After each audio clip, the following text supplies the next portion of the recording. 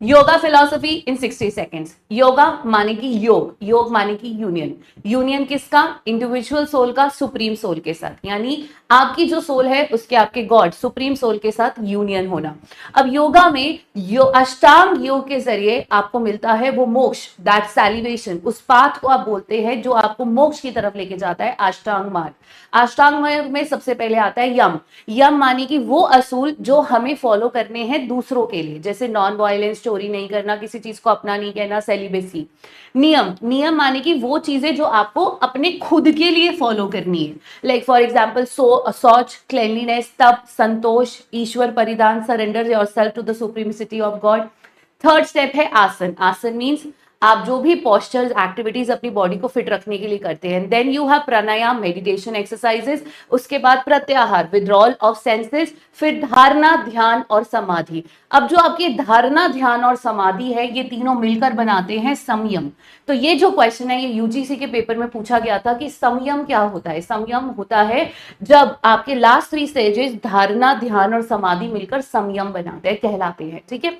अब 5 कलेश, 5 ऐसे कलेश जो आपको सतचित आनंद, मोक्ष अचीव करने में रोकते हैं, और वो है अविद्या, गलत ज्ञान, अस्मिता जिसको आप इगोइस्टिक कहते हैं, राग मतलब अटैचमेंट, द्वेष मतलब नफरत, अवर्शन, एंड अभिनिवेश यानी आपको मरने से भय है, मरने से डर लगता है। अब जब भी हम सही मार्ग पे जाते हैं तो वृत्तिज होती है। वृत्ति का मतलब है सतचित आनंद की स्थिति, अवस्था को पाने के लिए आपको जो चीज बाधा बनती है वो आपकी सोच में भी परिवर्तन करती है। वृत्ति मतलब फ्लक्चुएशंस ऑफ माइंड। अब वो कब होता है? जब आपको सही ज्ञान मिलता है, वैलिड नॉलेज, प्रमाणा। गलत ज्ञान, मिसकंसेप्शन, विप्राय।